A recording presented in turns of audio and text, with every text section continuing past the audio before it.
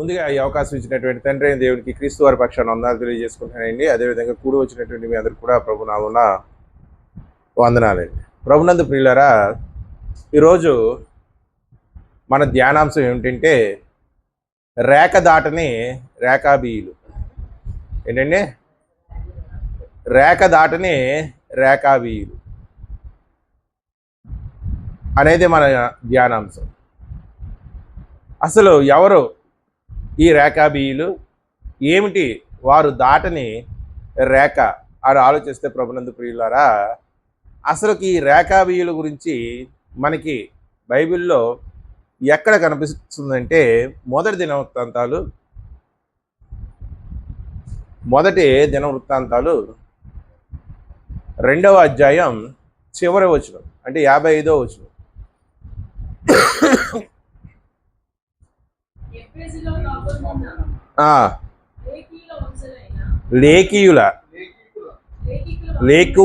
లేకీకుల వంశమైన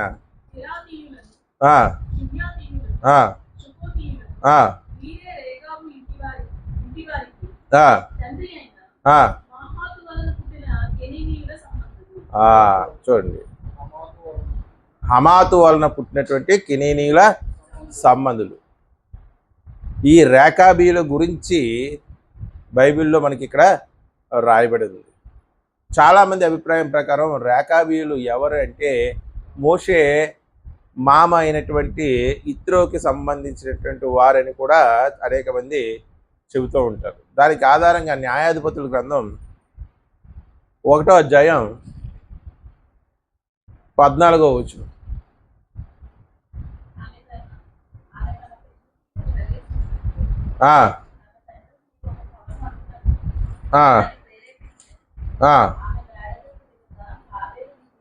ఒకటే అండి, 1వ అధ్యాయం న్యాయాధిపతుల గ్రంథం 1:14.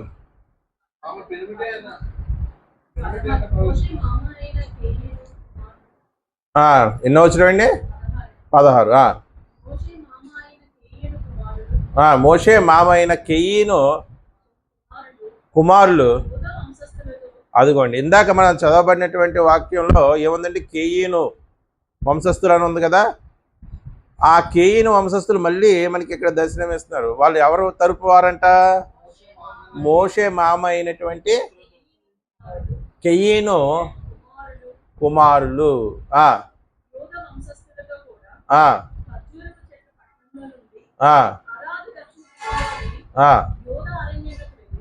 చాలండి. అంటే చూడండి, ఈ రేఖాబీయుల యొక్క మూలాలు మనకి ఈ 2 చోట్ల కనపడుతున్నాయి. ప్రభునందు ప్రియులారా, మరి ఈ రేఖాబీయులు గురించి మనం ఆలోచిస్తే ఇశ్రాయేలీయుల వంశానికి ఈ రేఖాబీయులకి అసలుకి ఏ సంబంధము లేదు అన్నమాట. వీరు ఒక ప్రత్యేకమైనటువంటి తెగ. వీరు ఎటువంటి వారంటే సంచార జీవులు. సంచార జీవులు అంటే చూడండి, మన ఊళ్ళల్లో గట్ట ఒక్కొక్కసారి గుడారాలు వేసుకొని కొంతకాలం ఉండి మళ్ళా వేరే ప్రాంతానికి వెళ్ళిపోతారు. అలాంటి వారు మాట ఎవరు? ఈ రేఖాబీయులు. మరి దేవుడు వీరి గురించి ఎందుకు రాయించాడు? ఇశ్రాయేలు జనాంగం కాదు వీరు. ఇశ్రాయేలు జనాంగానికి వీరికి సంబంధం లేదు. వీరు ఒక అన్య జాతి అయినప్పటికీ కూడా దేవుడు వీరి గురించి రాయించాడు. ఎందుకు రాయించాడు అంటే వీరిలో ఉన్నటువంటి విధేయతను బట్టి రాయించాడు. దేవుడు వీరిలో ఉన్నటువంటి విధేయత ఇశ్రాయేలీల్లో కూడా చూడలేదు. ఏంటంటే ఈ రేఖాబీయుల్లో ఉన్నటువంటి విధేయత ఇశ్రాయేలీల్లో కూడా చూడలేదు. అందుకనే ఇశ్రాయేలీలకు బుద్ధి చెప్పడానికి ఈ రేఖాబీయుల చరిత్ర దైవ గ్రంథమందు రాయించాడు. కేవలం ఇశ్రాయేలీలకు మాత్రమే బుద్ధి చెప్పడానిక?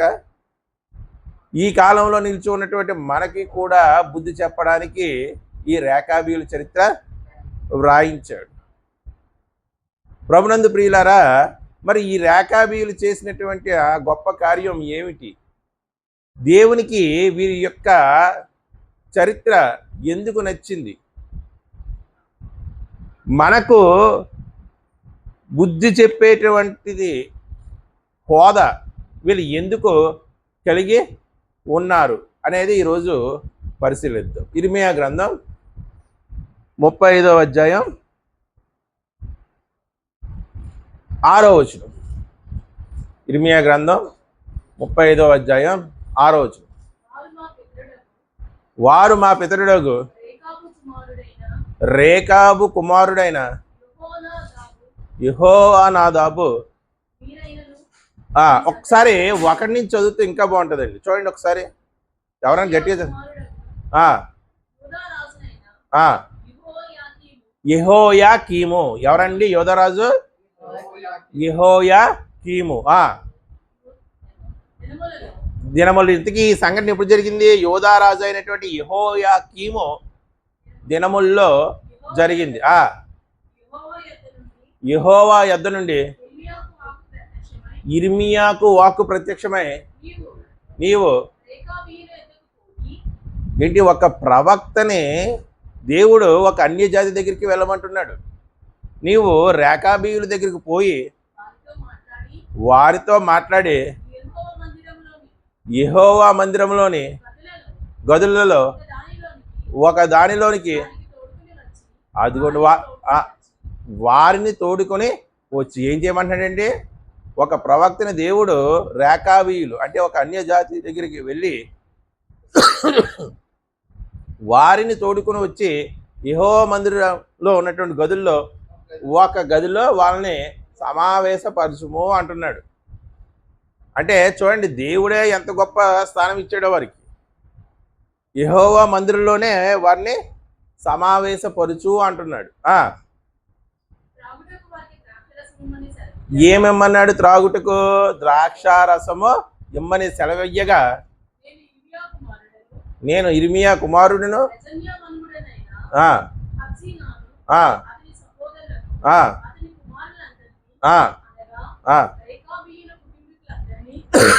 చూడండి, రేకాబీయుల కుటుంబీకులందరినీ తోడుకొని వచ్చింది. ఎక్కడికి? యెహోవా మందిరంలోకి, ఒక గదిలోనికి.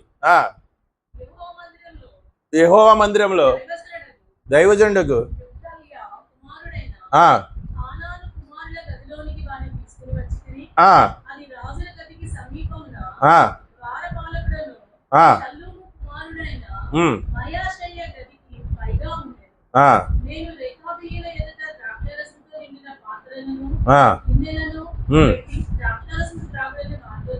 అదిగో ఏం చేశాడంటే, దేవుడు చెప్పినట్టే ద్రాక్షారసంతో నిండినటువంటి పాత్రలను ఆ రేకాబీయుల ఎదుట ఉంచాడంట. మీరు ఇవి తాగండి అని చెప్పాడంట.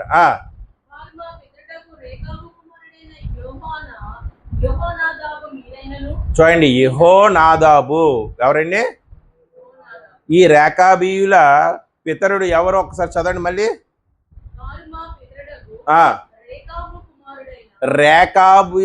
రేకాబీయులకు పితరుడు ఎవరంటే రేకాబు.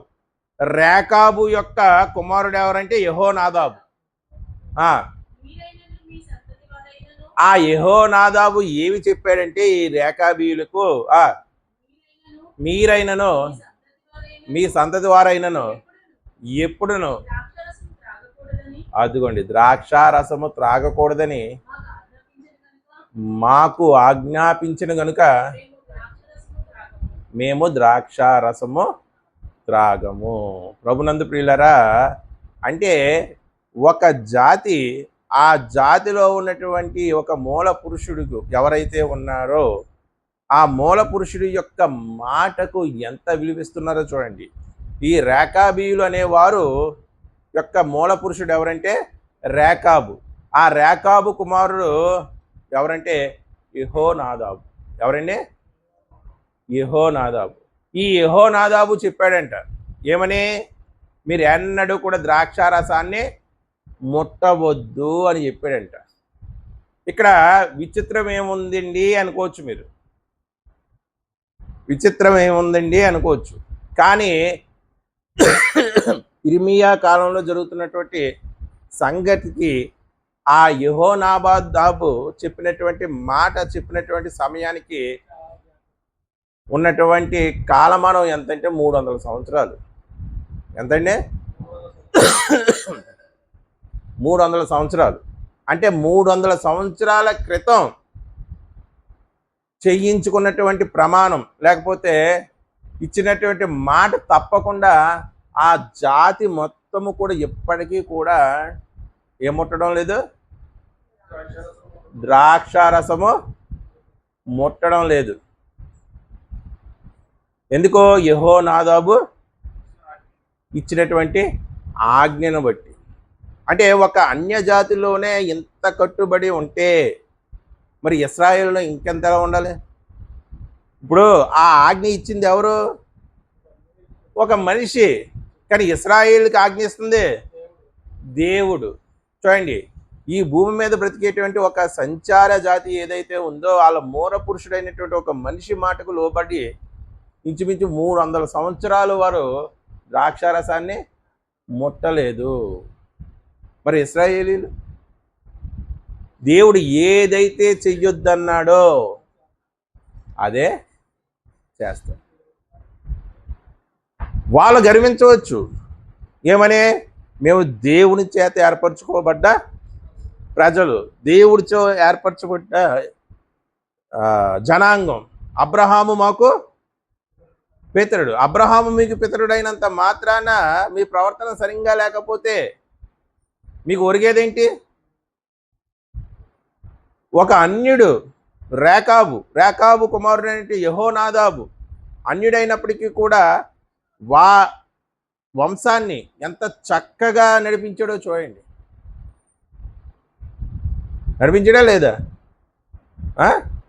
అంటే వాళ్ళల్లో ఉన్నటువంటి కట్టుబాటు. అందుకే దేవుడు ఇశ్రాయేలులకు బుద్ధి చెప్పడానికి వాళ్ళని తీసుకొచ్చి యెహోవా మందిరంలో కూర్చోబెట్టి ఒక దృష్టాంతంగా ఉంచాడన్నమాట. ఈ రోజుల్లో కూడా మాకు సత్యవాక్యం తెలుసు, మేము అది చేసేస్తున్నాం, మేము ఇది చేసేస్తున్నాం అని మనం ఈ ఊరకనే ఏం చేస్తాం? ఉప్పొంగుతూ ఉంటాము. అంతే కదండి? ఉప్పొంగుతామా లేదా? ఆ సంఘం వాళ్ళలో వాక్యం ఉండదు, ఈ సంఘంలో వాక్యం ఉండదు, వాళ్ళకి ఏమీ తెలియదు, మాకే అన్నీ తెలుసు అనే కొద్దిపాటి విర్రవీగుతూ ఉంటాం లేదా? అటువంటి వారికి బుద్ధి చెప్పడానికి దేవుడు ఏం చేశాడు? ఒక అన్య జాతుల్లోంచి ఏర్పరచుకున్నటువంటి దేవుడు అన్య సంఘాల్లోంచి ఏర్పరచుకుంటాడా లేదా?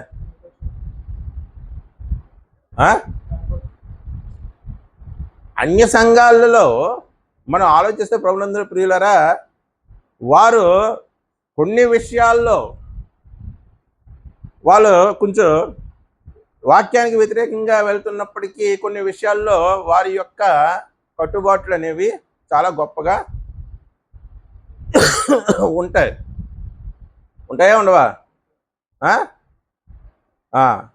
మరి సత్యం వైపు సాగిపోతున్నటువంటి సంఘంలో ఉన్నటువంటి లోటుని పూడ్చడానికి దేవుడు ఏం చేస్తాడంటే అటువంటి వారిని కూడా ఏం చేస్తాడంటే ఉదాహరణగా తీసుకొచ్చి మనకి బుద్ధి చెబుతాడు. అలా చెప్పడం అంటే అలా అనడానికి లేదు. ఎందుకంటే ఒక అన్య జాతి అయినటువంటి రేకాబీయులను తీసుకొచ్చి దేవుడు ఏం చేశాడు? ఇశ్రాయేలుకి బుద్ధి చెప్పాడు. సత్యం మాకు తెలుసు మాదే సత్యం అని విర్రవీగుతున్నారా లేదా? ఈరోజు విర్రవీగుతున్నారు. అంటే మనకి ఎటువంటి స్వభావం ఉండాలి అంటే ఎవ్వరు చెప్పినా సరే మనం వాక్యం వినాలి. కానీ ఆ వినిన దానిని ఏం చేయాలంటే గ్రహించాలి. వారు లేఖనం అనుసారంగా చెప్తున్నారా లేకపోతే లేఖనానికి విరుద్ధంగా మీరు ఏమి వినుచున్నారో జాగ్రత్తగా చూచుకొనిడి అన్నాడా లేదా దేవుడు? కాబట్టి ఆలోచిస్తే ఇంకా ఏం చేశారంటే 7వ వచనం చదవండి. మరియు ఏంటి? ద్రాక్షారసం తాగొద్దన్నాడంట, ఇల్లు కట్టుకొనవద్దన్నాడంట. రేకాబీయులు అసలుకి సంచార జాతులుగా మిగిలిపోవడానికి కారణం ఏంటంటే ఆనాడు యెహోనాదాబు చెప్పినటువంటి మాటలు ఇవి. మీరు ద్రాక్షారసం తాగొద్దు, మీరు ఇల్లు కట్టుకొనవద్దు. చూడండి, మీరు విత్తనం విత్తాలంటే భూమి ఉండాలి. మీ భూమి ఎక్కడ ఉంటే మీరు అక్కడ ఉండవలసి వస్తుంది. అందుకే మీ ఇల్లు ఎక్కడ ఉంటే మీరు అక్కడ ఉండవలసి వస్తుంది. అందుకే మీరు ద్రాక్షారసం తాగొద్దు, ఇల్లు కట్టుకొనవద్దు, విత్తనములు విత్తవద్దు, ద్రాక్ష తోట నాటవద్దు. అది మీకు ఉండనే కూడదు. మీరు పరవాసము. మీరు ఎటువంటి వారంటే పరవాసులు. ఒక దిక్కున స్థిరంగా మీరు ఎటువంటి పరిస్థితుల్లో ఉండకండి. మీరు పరవాసము చేసేటువంటి దేశంలో దీర్ఘాయుష్మంతులు అగునట్లు మీ దినములన్నీ గుడారములోనే. చూడండి ఎన్ని మాటలు చెప్పాడండి. ఫస్ట్ది ద్రాక్షరసము తాగొద్దు అన్నాడు, రెండోది ఇల్లు కట్టుకోవద్దు అన్నాడు, మూడోది విత్తనాలు విత్తొద్దు అన్నాడు, ద్రాక్ష తోట నాటొద్దు అన్నాడు, ఐదోది గుడారముల్లోనే మీరు.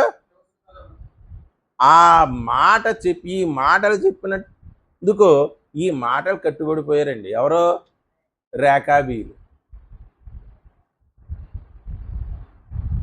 ఎంత గొప్ప కట్టుబాటు చూడండి, ఎంత గొప్ప విధేయత చూడండి. ఎవరికి విధేయత చూపించారు? ఒక మనిషికి విధేయత చూపించారు. యెహోనాదాబు అనే ఒక మనిషికి విధేయత చూపించారు. ఇశ్రాయేలులో ఉన్నాడు ఒక యెహోనాదాబు, ఉన్నాడా లేదా? మీరు మొదటి సమూయేలు గ్రంథం, రెండో సమూయేలు గ్రంథం 13వ అధ్యాయం చూస్తే అక్కడ యెహోనాదాబు కనపడతాడు మనకి. బైబిల్లో మనకి ఎంతమంది యెహోనాదాబులు ఉన్నారు? ఇద్దరు యెహోనాదాబులు ఉన్నారు. ఒక యెహోనాదాబు ఇదిగో ఇప్పుడు చెప్పుకోబడినటువంటి రేఖాబీయులు ఎవరైతే ఉన్నారో వాళ్ళకి మూల పురుషుడు. రెండో యెహోనాదాబు ఎవరంటే అమ్నోను, తెలుసు కదా మీకు, దావీదు కుమారుల్లో ఒకడు. వాడు తన చెల్లి వరుస అయినటువంటి తామారుని మోహించి ఆమెని ఎలాగైనా సరే లొంగ తీసుకోవాలని అనుకుంటాడు. ఆడు ఆ సమయంలో ఆ బెంగ చేత కృంగి కృషించిపోతూ ఉంటాడు. అలా కృంగి కృషించిపోతున్న వాడి దగ్గరికి వస్తాడు. ఎవరంటే యెహోనాదాబు. ఈ యెహోనాదాబు ఎవరంటే దావీదు సహోదరుల యొక్క కుమారుడు. ఎవరండి? దావీదు సహోదరుల యొక్క కుమారుడు యెహోనాదాబు. ఈ యెహోనాదాబు అమ్నోను దగ్గరికి వచ్చి ఎందుకు ఎలా ఉన్నావంటే జరిగిందంతా చెప్తాడు. అందుకు వాడు ఏం చెప్తాడంటే ఒక పిచ్ ఐడియా ఇస్తాడు. నువ్వు జబ్బు పడినట్టు నటించు, నీ తండ్రి వస్తాడు, అప్పుడు తామారు చేత నాకు వంట వండించి తీసుకురావాలని చెప్పి నీ తండ్రికి అంటే అలాగే చెప్తాడు. వీడి సలహా ప్రకారం తామారు అలాగా వంట వండి అదే భోజనం వండి వీడి దగ్గర తీసుకొస్తే ఆమె మీద పడి బలాత్కారము చేస్తాడు. ఆ విషయం ఎవరికి తెలుస్తుంది? మొన్నే చెప్పుకున్నాం 2 రోజుల గ్రంథం, రెండో సమూయేలు. ఆ విషయం ఎవరికి తెలుస్తుంది? తామారు అన్న ఎవరు? మొన్నే జరిగింది బైబిల్ క్లాసులో. అబ్షలోము. అబ్షలోముకి తెలిసింది. ఆ అబ్షలోము ఏం చేస్తాడంటే తన బాధను అలాగే దిగమింగుకొని సమయం కొరకు ఎదురు చూస్తూ ఉంటాడు. తర్వాత అబ్షలోము అమ్నోన్ని ఏం చేస్తాడు? చంపేస్తాడు. అమ్నోను చనిపోయిన తర్వాత దావీదు బాధపడుతుంటే యెహోనాదాబు వచ్చి, నీకు ఇంకా అనేక మంది కుమారులు ఉన్నారు కదా, పోయింది ఒకడే కదా అని ఓదారుస్తూ ఉంటాడు. అక్కడ చూస్తున్న ప్రజలకి ఈ యెహోనాదాబు దావీదుని చక్కగా ఓదారుస్తున్నాడు అని అనిపించవచ్చు. కానీ వీడి వల్లే వాడు చచ్చాడు. వీడిచ్చినటువంటి ఒక చెడ్డ సలహా బట్టే ఎవడు చనిపోయాడు? అమ్నోను.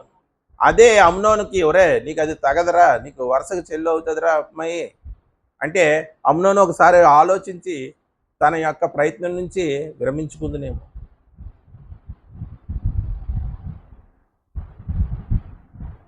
అప్పుడు దావీదుకి కడుపు కోత ఉండకపోదునేమో. దుష్ట సాంగత్యం ఏం చేస్తుంది? మంచి నడవడిని చెడుపును. దుష్ట సాంగత్యం ఏం చేస్తుందండి? మంచి నడవడిని చెడగొడుతుంది. వీడి యొక్క స్వభావం చూడండి, యెహోనాదాబు యొక్క స్వభావం. వాడే ప్లాన్ ఇచ్చి అది అమలుపరిచి దానివల్ల వచ్చినటువంటి ఏదైతే నష్టం ఏర్పడిందో ఆ నష్టాన్ని కూడా వాడే ఏం చేస్తాడంటే ఓదారుస్తున్నాడు. నిప్పులు వాడే పోసేసి నీళ్ళు తెచ్చి వాటిని మళ్ళీ వాడే ఆర్పుతున్నాడు. ఇటువంటి స్వభావం గల మనుషులు మన సమాజంలో చాలామంది ఉంటారా లేదా? చూడండి, ఇశ్రాయేలులో ఉన్నటువంటి యెహోనాదాబుకు, రేకాబీయుల్లో ఉన్నటువంటి యెహోనాదాబుకు ఎంత తేడా ఉందో. ఒక వంశాన్ని నడిపించాడు ఈ రేకాబీయుల్లో ఉన్నటువంటి యెహోనాదాబు. ఎప్పటి వరకు నడిపించాడు? ఇంచుమించు అతను చనిపోయిన తర్వాత 300 సంవత్సరాల వరకు కూడా తన మాట చెప్పునే నడిచారు. అంటే ఆ యెహోనాదాబులో ఎంత మంచి విలువలు ఉంటే వీళ్ళు నడుస్తారు. ఏమండి, ఒకసారి ఆలోచించండి. ఆ యెహోనాదాబులో ఎన్ని మంచి లక్షణాలు ఉంటే ఆ మాట 300 సంవత్సరాలు చెల్లుబాటు అవుతూనే వచ్చింది. చూసారా ఇద్దరు యెహోనాదాబులకి ఎంత తేడా ఉందో?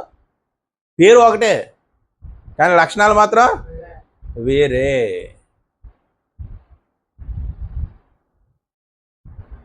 ఆ మాట ప్రకారం ద్రాక్షారసం తాగలేదంట, ఇంకే చేయలేదంట, ఇల్లు కట్టుకోలేదంట, విత్తు విత్తలేదంట, ద్రాక్ష తోట నాటలేదు.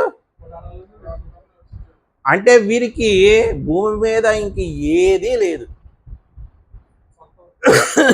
సొంతము అని చెప్పుకోవడానికి ఏదైనా ఉందండి? ఆ ఒక్క గుడారం తప్ప ఇంకేమీ లేదు. అంటే ఒక్కడు నివసించడం కాదు, ఇద్దరు నివసించడం కాదు, ఒక కుటుంబం నివసించడం కాదు, ఒక జాతినే మొత్తం అసలుకే మీ భూమి మీద మీకు ఏది ఉండకూడదు. మీరు ఏ దేశంలోకి వెళ్తే ఆ దేశంలోనే మీరు ఆహారం సంపాదించుకోవాలి. మీరు విత్తకూడదు, పండించకూడదు, కోయకూడదు అని ఒక 300 సంవత్సరాలు వారిని నడిపాడు. అంటే ఒక్కసారి ఆలోచించండి. మీరు పరవాసు చేయ దేశంలో దీర్ఘాయుష్మంతులగునట్లు మీ దినములన్నీ గుడారములోనే మీరు నివసించాలని ఆజ్ఞాపించారు. అంటే దేవుడు మనల్ని ఇల్లు ఏమైనా కట్టుకోవద్దన్నాడా? ద్రాక్షారసం ఏమైనా తాగొద్దన్నాడా? ద్రాక్షారసం అంటే చక్కటి ద్రాక్షల నుంచి తీసినట్టు ద్రాక్షారసం. మళ్ళీ మీరు వేరే విధంగా అర్థం చేసుకోకండి. విత్తనాలు ఏమన్నా విత్తొద్దన్నాడా? చెప్పండి, విత్తనాలు ఏమైనా విత్తొద్దన్నాడా? ఏమీ చెప్పలేదు. మీరు అన్నీ కూడా చెయ్యండి. మీరు ద్రాక్షారసము తాగండి, విత్తనాలు విత్తుకోండి, ఇల్లు కట్టుకోండి, మీరు చెయ్యండి, కానీ మీరు నా మాట వినండి అన్నాడు. మరి వింటున్నారా ఇశ్రాయేలు? విన్నారండి? అసలు భూమి మీద పుట్టినటువంటి ప్రతి మనిషి కూడా తనకంటూ సొంతంగా కొన్ని ఏర్పరచుకుంటాడా లేదా?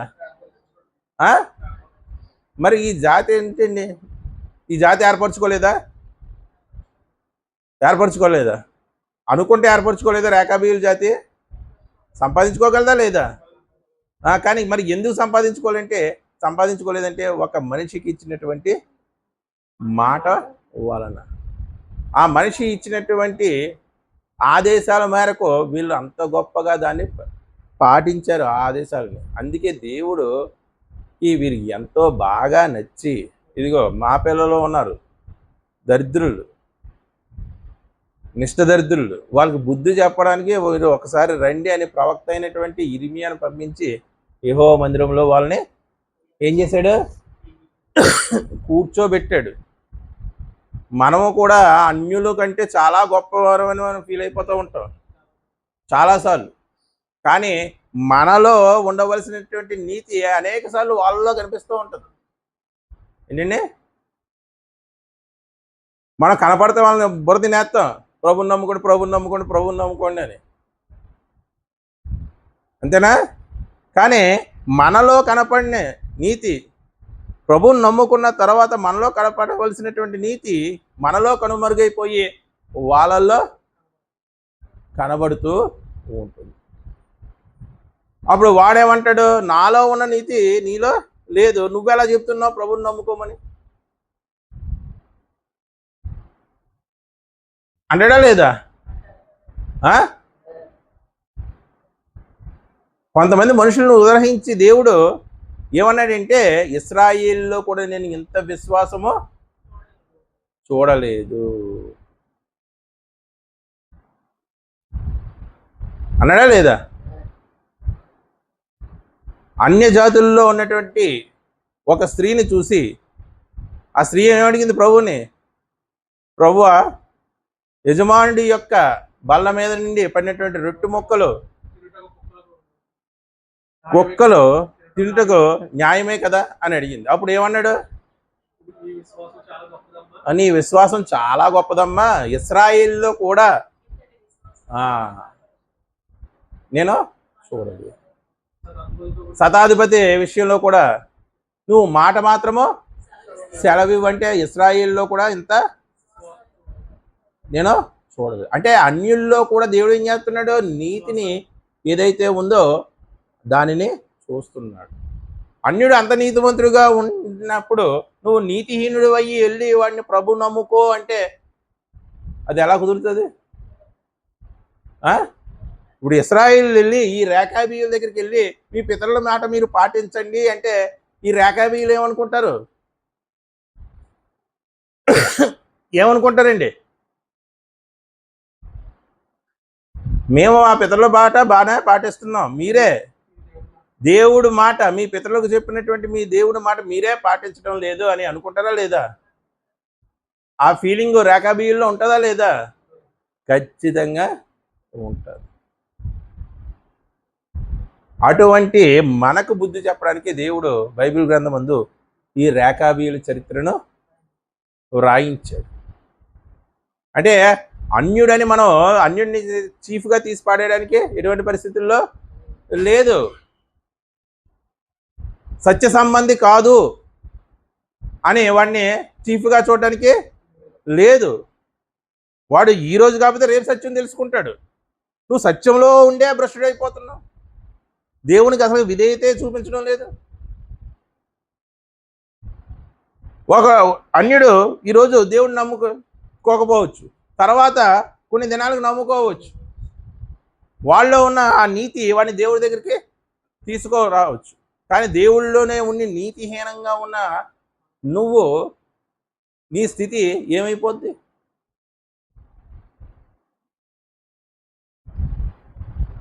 అందుకే దేవుడు ఈ రేఖాబీయుల్ని ఏర్పరిచి ఇశ్రాయేలుకి బుద్ధి చెప్తున్నాడు. ఒక సంచార జాతులు అండి వాళ్ళు. సంచార జాతులు అంటే మన దగ్గర వాళ్ళు గుడారాలు వేసుకుని ఉంటుంటే మనం ఏమన్నా వాళ్ళకి విలువిస్తామా? ఏమీ విలువ ఇవ్వం. కానీ దేవుని దృష్టిలో వాళ్ళకి బహు విలువ ఉంది. ఎందుకంటే వారిలో ఉన్నటువంటి కట్టుబాటు దేవుడికి నచ్చింది. బైబిల్ గ్రంథమందు ఒక మాట ఉందండి, దేవోక్తి లేని ఎడల జనులు, మీరేం అసలు వెనక రావటలేదు, దేవోక్తి లేని ఎడల జనులు కట్టు లేక తిరుగుదురు. ఏంటండి? దేవోక్తి, ఉక్తి, మాట, దేవుని యొక్క మాట లేకపోతే ఎక్కడ? మన హృదయాలలో, మన నోట్లో కాదండి, నోట్లోంచి దేవుని మాటలు చాలా వస్తాయి. నోట్లోంచి దేవుని మాటలు చాలా వస్తాయి. ఎక్కడ ఉండాలి? హృదయంలో ఉండాలి. దేవోక్తి లేని ఎడల జనులు ఏం చేస్తారంట? వాళ్ళకి ఒక కట్టుబాటులో ఉండదు, ఒక నియమం ఉండదు. ఇశ్రాయేల్లో ఆ దేవోక్తి లేకుండా అయిపోయింది. దేవోక్తి ఉంది, కానీ వారు ఆ దేవోక్తిని ఏం చేస్తున్నారు? పట్టించుకోవడం లేదు. దేవోక్తి లేకపోయినా సరే రేఖాబీయుల్లో చూడండి ఎంత చక్కని కట్టుబాటు ఉందో. వాళ్ళ పితరుడైనటువంటి యెహోనాదాబు చెప్పాడు. ఎన్ని విషయాలు చెప్పాడు? 5 విషయాలు చెప్పాడు. ఏమిటంటే ద్రాక్షారసాన్ని త్రాగొద్దు, ఇల్లు కట్టుకొనవద్దు, విత్తవద్దు, ద్రాక్ష తోట నాటవద్దు, గుడారాల్లో మాత్రమే నివసించాలని. ఈ 5లో ఒకటి కూడా తప్పుకోలేదు. ఎన్ని సంవత్సరాల నుంచి? 300 సంవత్సరాల నుంచి. మరి వీరిలో మనకు బుద్ధి చెప్పడానికి యోగ్యులా కాదా? యోగ్యులే. సత్యవాకులో ఉండి నీతిహీనంగా ఉన్నటువంటి మనకు బుద్ధి చెప్పడానికి వాళ్ళు యోగ్యులే. వాడెవడైనా మనకు చెప్పడానికి అనడానికి లేనే లేదు. అందుకే దేవుడు ఎప్పటికప్పుడు తగ్గించుకొని బతకమంటాడు. ఏంటి? నువ్వు దేవుడి కోసం ఎంత ఉన్నతంగా బతుకుతున్నా సరే, నేనే చేసేస్తున్నాను, నా వల్లే అవుతుంది, నేను తప్ప, నేను లేక, ఈ మాటలో రాకూడదు. ఆ ఇశ్రాయేలు అలాగే గర్వించారు. మేము అబ్రహాము సంతానం. ఎవరి సంతానము? మా తండ్రి అయినటువంటి అబ్రహాము కన్నా ముందు నువ్వు ఉన్నావా? అడిగారా లేదా? యేసుక్రీస్తు వారిని అడిగారా లేదా? అడిగారు. అంటే దేన్ని బట్టి గర్విస్తున్నారు వాళ్ళు? వాళ్ళ పితరుడైనటువంటి అబ్రహామును బట్టి. ఎందుకు? అబ్రహాము చెప్పినటువంటి మాటల ప్రకారం వీరు జీవించటం లేదు. జీవించరా? లేదు. కానీ రేఖాబీయులను చూడండి, తమ పితరుల గురించి గొప్పగా ఎక్కడా చెప్పుకోలేదు. కానీ వాళ్ళు పితరులు చెప్పినటువంటి మాటల ప్రకారం 300 సంవత్సరాలు జీవించారు. మరి ఎవరిది గొప్ప అంటారు? ఎవరిలో నీతి ఉందంటారు? రేఖాబీయుల్లోనే నీతి మనకి కనబడుతుంది. ఈ రోజు ఉన్నటువంటి సమాజం కూడా అదే విధంగా ఉందా లేదా? దేవుడు మనల్ని ఎంతగా హెచ్చించాడో మనకి అర్థం కావడం లేదు. ఆనాడు ప్రపంచంలో ఎన్నో జాతుల్లో ఉంటే దేవుడు ఒకే ఒక జాతిని ఏర్పరచుకున్నాడు. అదే ఇశ్రాయేలు జనాంగం. ఆ జాతి ఆ దేవుడి యొక్క మాట చెప్పున నడవ లేదు. ఈరోజు కూడా ఒక అన్యుడిగా ఉన్నటువంటి నిన్ను దేవుడు ఏర్పరచుకుని ఎంత గొప్ప స్థానం ఇచ్చాడో ఒక్కసారి చూడండి. పేతురు రాసినటువంటి 2వ పత్రిక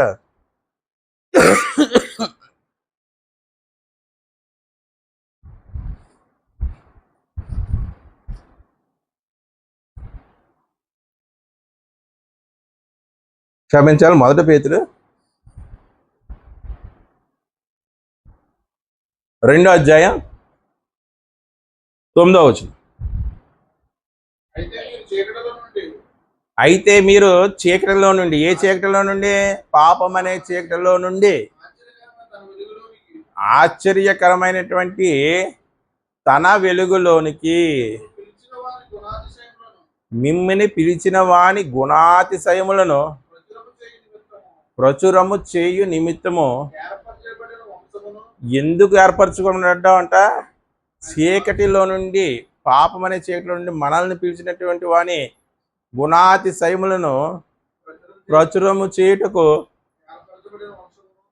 ఏర్పరచబడినటువంటి వంశం అంట. మనం ఒక వంశాన్ని ఏర్పరచుకున్నాడంటే దేవుడు. ఎందుకు? ఆ వంశాన్ని ఎక్కడి నుంచి పిలిచాడంట? చీకటిలో నుండి పిలిచాడు. ఏ చీకటి? పాపం అనే చీకటిలో నుండి పిలిచాడు. ఎందుకు పిలిచాడు అంటే, ఆ పాపం అనేటువంటి చీకటిలో నుండి మిమ్మల్ని పిలిచిన వాని గుణాతిశయములను, గుణ లక్షణాలని ప్రచురం చేయుటకు ఏర్పరచబడినటువంటి వంశం. ఆ ఏర్పరచబడినటువంటి వంశంలో నువ్వు నేను ఉన్నావా లేదా? ఏర్పరచబడినటువంటి వంశమును, రాజులైనటువంటి యాజక సమూహం. ఈ పదం చూడండి ఎంత గొప్పగా ఉందో. రాజులు అంట, యాజకులు అంట. రాజులు అంట, యాజకులం కూడా మనమే అంట. రాజులు మనమే, యాజకులము మనమే. సాధ్యమేనా?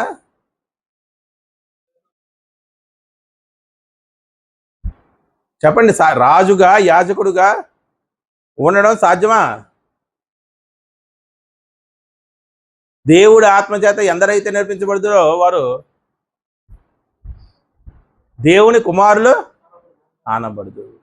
దేవుడు ఈ సర్వ సృష్టికి రాజు అయితే మనము కూడా రాజకుమారులమే, మనము కూడా రాజులమే, రాజులైనటువంటి యాజక సమూహం. రాజులతో పాటు మీరు యాజకులు. యాజకుడి యొక్క ధర్మం ఏంటి?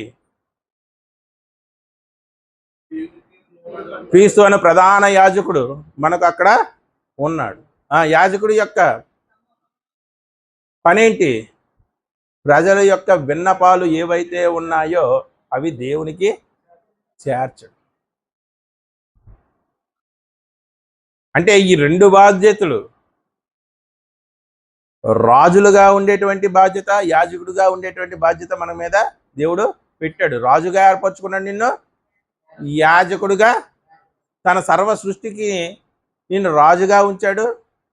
ఆ సర్వ సృష్టిలో ఉన్నటువంటి అనేక మందిని మార్చడానికి నిన్ను యాజకుడుగా దేవుడు ఉంచాడు. ఒక వంశంగా నిన్ను ఏర్పరచుకున్నాడు. పరిశుద్ధ జనం అంట. ఎవరి సొత్తు? దేవుని సొత్తు అయినటువంటి ప్రజలే ఉన్నారు. చూడండి ఎన్ని క్వాలిటీస్ చెప్పాడు. ఏర్పరచబడినటువంటి వంశం అంట, రాజులం అంట, యాజకులం అంట, పరిశుద్ధ జనం అంట, దేవుని సొత్తు అయినటువంటి ప్రజలు అంట. 5 కింద మనల్ని ఏర్పరచుకున్నాడు దేవుడు. ఒకప్పుడు ప్రజగా ఉండక ఇప్పుడు దేవుడు ప్రజలైతిరి. ఒకప్పుడు కనికరింపబడక ఇప్పుడు కనికరింపబడిన వారం అయితిమి. ఇదండి మన దేవుడు మనకి ఇచ్చినటువంటి ఉన్నత హోదా. ఆనాడు ఇశ్రాయేల్కి ఇచ్చాడా లేదా?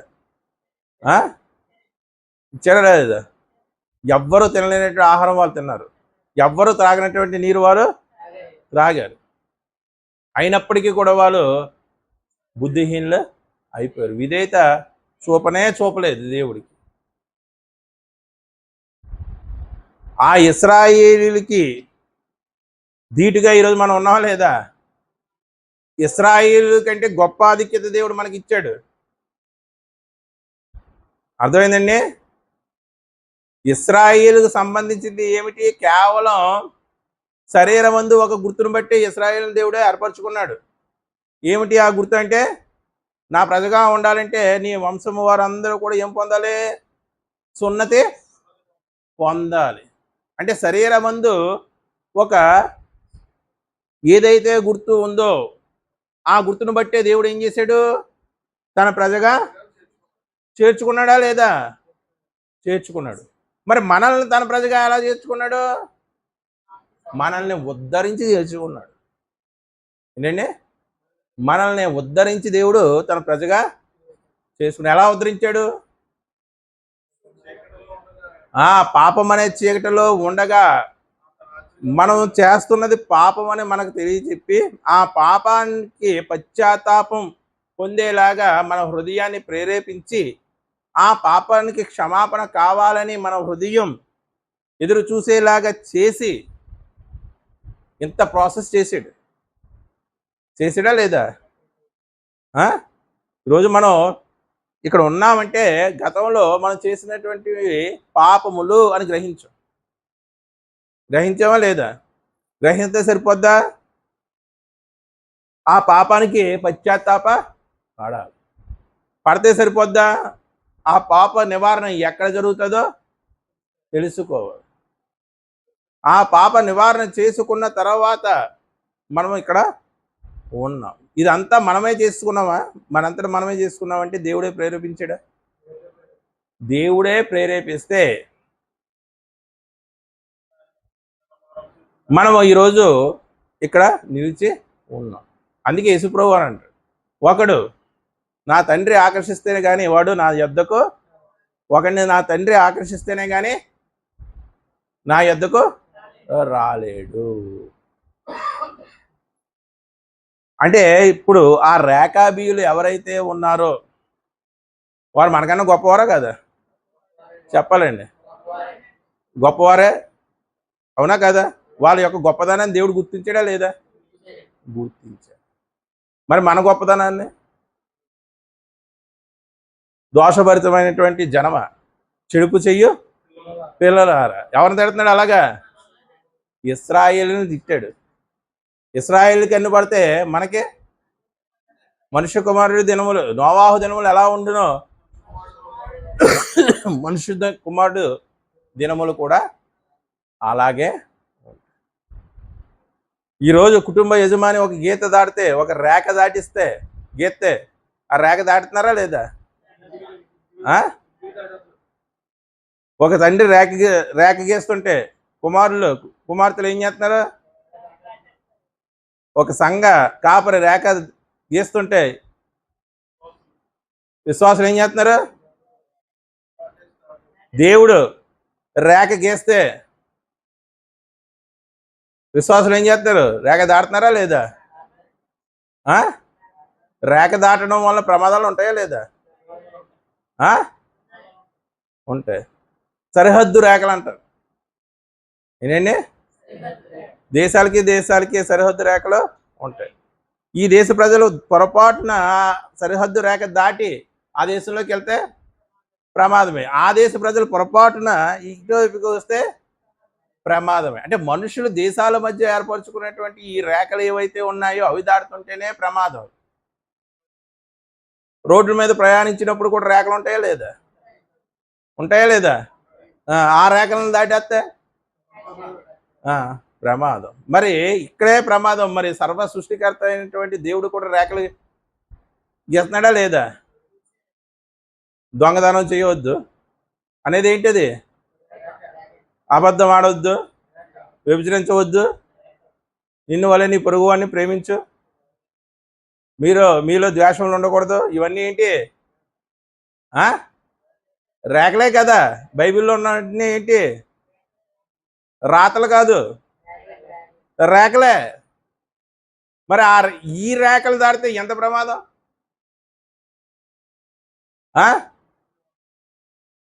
దేవుడు గీసినటువంటి రేఖ దాటితే ఎంత ప్రమాదం? మనిషి ఈరోజు అది గ్రహించడం లేదు. అవసరమైతే ఆ రేఖని తుడిపేసి, ఆ రేఖను చెరిపేసి తమ హృదయాల్లోంచి చెరిపేస్తున్నారా లేదా? ఆ రేఖ ఒక స్త్రీ ఒక రేఖ దాటితేనే ఎన్నో కష్టాలు వచ్చినాయా లేదా? మనం చదువుకున్న పాఠ్య భాగాల్లో వచ్చినాయా? దానివల్ల చాలా కష్టాలు వచ్చినాయి. మరి మనం దేవుడు గీసినటువంటి రేఖలు ఎన్ని దాటుతున్నాం? ఆయన ఆజ్ఞని అతిక్రమిస్తున్నాం. అతిక్రమిస్తున్నా లేదా? మరి ఎవరు గొప్ప వాళ్ళం? మనం గొప్ప వాళ్ళం. క్రీస్తుని కలిగి ఉన్నటువంటి మనం గొప్ప వాళ్ళమా? క్రీస్తుని కలిగి ఉండి కూడా ఆయన మాటలను పాటించకుండా ఉన్నటువంటి మనం గొప్ప వాళ్ళమా? రేఖ దాటని రేఖాబీయులు గొప్పవారా?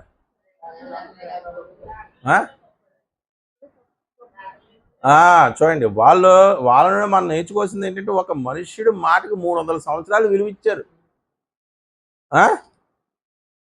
చనిపోతున్నప్పుడు ప్రమాణాలు చేసుకుంటారు. ఏవో ప్రమాణాలు. వ్యక్తి చనిపోయిన తర్వాత ఆ ప్రమాణాలు నిలుపుకుంటారా? అంటే ఒక 5-6 సంవత్సరాల్లోనే ఆ ప్రమాణాలు ఏమవుతాయి? మాయమైపోతాయి. కానీ ఈ జనాంగంలో చూడండి 300 సంవత్సరాలు. ఎంత కష్టం అండి.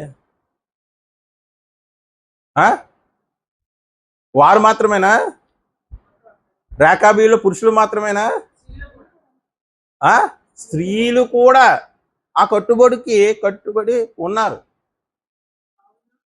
సాధారణంగా స్త్రీలు మాకు అవి కావాలి, మాకు ఏం కావాలి? నగలు కావాలి, మాకు చీరలు కావాలి, మాకు ఇల్లు కావాలి, అవి కావాలి, ఇవి కావాలి అని అంటారా లేదా?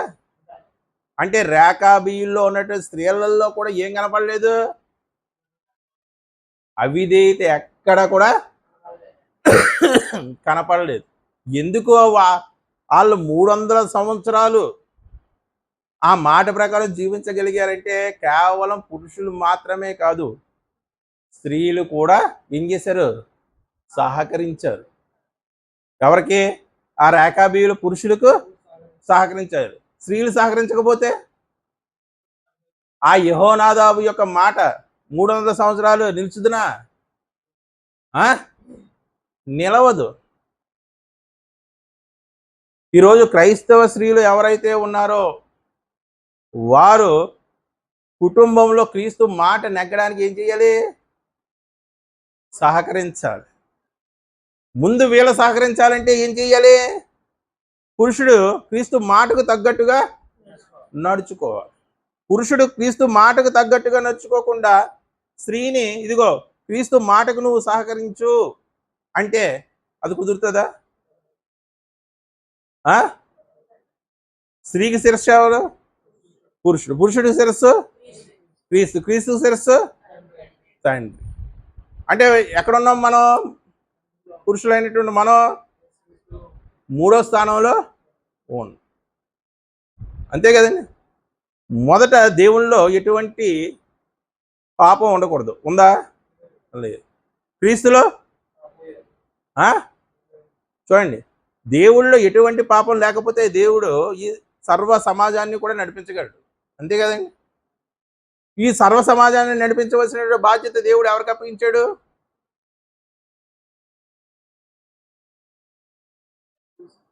క్రీస్తుకి అప్పగించాడు. అప్పుడు క్రీస్తులో ఏముండకూడదు? పాపం అనేది, అపవిత్రత అనేది ఉండకూడదు. తర్వాత క్రీస్తు ఎవరికి అప్పగించాడు?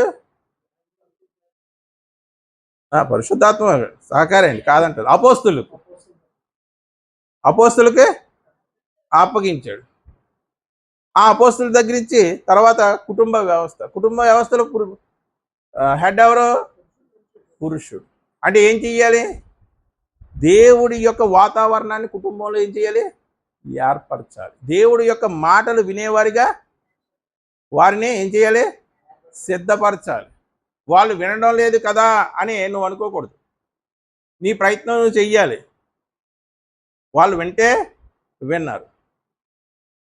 పురుషుడు అలాగే ఏర్పాటు చేస్తుంటే స్త్రీ ఎక్కడ కూడా ఏం చేయకూడదు? ఎటువంటి పరిస్థితుల్లో కూడా తిరస్కరించకూడదు. ఒక రేఖాబీయుల వంశము అంత గొప్పగా ఎందుకు నిలబడిందంటే స్త్రీ పురుషులు ఇద్దరూ కూడా ఆ మాటకి నిలబడిపోయారు. మరి క్రీస్తు సంఘం అనేది ఏదైతే ఈరోజు విస్తరించాలి అంటే ఎవరు ప్రాధాన్యత ఉంది?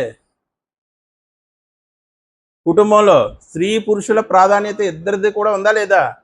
ఖచ్చితంగా ఉంది. స్త్రీ పురుషులు వాక్యం విషయంలో, నీతి విషయంలో ఎప్పుడైతే ఏకముగా ఉంటారో అప్పుడే క్రీస్తు సామ్రాజ్యం విస్తరిస్తుంది. ఎలా విస్తరిస్తుంది? వారిలో ఉన్నటువంటి వాక్యం, వారిలో ఉన్నటువంటి నీతి ఎవరికి వస్తుంది? పిల్లలకు వస్తుంది. పిల్లలకు వచ్చిందంటే అది ఎక్కడికి వెళ్తుంది? తర్వాతి తరానికి వెళ్తుంది. అలా తరతరాలకు ట్రాన్స్ఫర్ అవుతూ ఉంటుంది అన్నమాట. అంటే క్రీస్తు రాజ్యం విస్తరించడానికి మూలాంశం ఏంటంటే కుటుంబము. చాలండి. కావున పితృడైన రేఖాబు కుమారుడు సమస్త విషయముల్లో మేము కానీ అదిగోండి మా భార్యలు కానీ, నేను చెప్తున్నాను అనుకుంటారేమో మళ్ళీ మీరు, మేము కానీ మా భార్యలు కానీ మా కుమారులు కానీ మా కుమార్తెలు కానీ ద్రాక్షారసం అంటే ఆ రేఖాబీయుల చరిత్ర ఇప్పటికీ మనం చెప్పుకుంటున్నామంటే వారు ఆ కుటుంబ ఫలంగా దేవుడికి ఏమయ్యారు? విధేయత చూపించారు. కానీ ఈరోజు క్రీస్తు కుటుంబాలుగా చెప్పుకుంటున్నటువంటి కుటుంబాల్లో క్రీస్తు కనుమరుగైపోతున్నాడు. క్రీస్తు రాజ్యం విస్తరిస్తేనే క్రీస్తు రెండో రాకడ జరుగుతుంది. అంటే మనం చిన్న విషయమే కదా అనుకుంటాము. ఏంటండి? చిన్న విషయమే అనుకుంటాం. కుటుంబంలో నా మాట నెగ్గాలంటే నా మాట నెగ్గాలనే పంతాలు, పట్టింపులు ఉంటాయా లేదండి? మొత్తానికి వీళ్ళిద్దరు మాట కాకుండా ఎవరి మాట నెగ్గుతుంది? అపవాది మాట నెగ్గుతుంది. ఎవరి మాట నెగ్గుతుందండి? అపవాది మాట నెగ్గుతుంది. అవ్వ ఆదాము దగ్గర తీసుకొచ్చినప్పుడు, ఆదాము నీకు బుద్ధి లేదేంటి ఇది తీసుకొచ్చావు, అది తినొచ్చా మనం అని అవ్వకు బుద్ధి చెప్పుంటే, అవ్వ సర్పానికి బుద్ధి చెప్పుంటారు, నన్ను తినమని ప్రేరేపిస్తున్నావు, దేవుడు తినొద్దు అన్నాడు కదా, అవ్వ సర్పానికి బుద్ధి చెప్పుంటే అపవాది మూలాలు ఉండేవి కావు. ఈరోజు కూడా కుటుంబంలో వాక్యం అనేది ఉంటే, వాక్య ప్రకారం ఆలోచిస్తే అపవాది మూలాలు ఉండకుండా క్రీస్తు సామ్రాజ్యం విస్తరిస్తుంది. ఒకసారి మీరే ఆలోచించండి, క్రీస్తు రాజ్యానికి కుటుంబానికి సంబంధం ఏంటని మీరు అనుకోవచ్చు. చూడండి, ఒక జాతి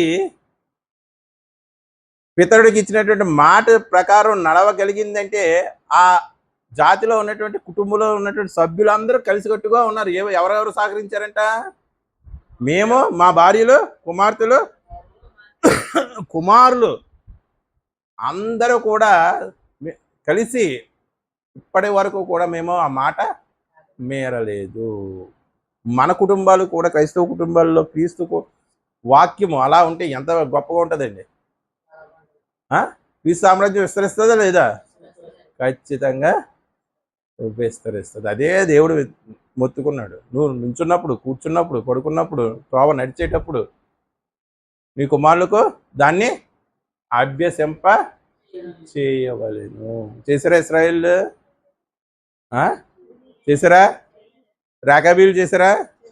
చేశారు. కుమారులకి కుమార్తెలకి, అమ్మ మనం ద్రాక్షారసం జోలు, ద్రాక్షారసం కావాలంటే ద్రాక్షారసం జోలు మనం వెళ్ళకూడదు, ఎందుకు అని అడుగుతారా లేదా? మా తాతకి నేను మాట ఇచ్చాను, మన పూర్వీకుడికి నేను మాట ఇచ్చాను. ఇప్పుడు పిల్లలు అలా చెప్పండి, నువ్వు ఐస్ క్రీమ్ తినకూడదు, ఎందుకంటే మా తాతకి నేను మాట ఇచ్చాను. అంటే మాట ఎత్తే మీ తాత మీరు చూసుకోండి,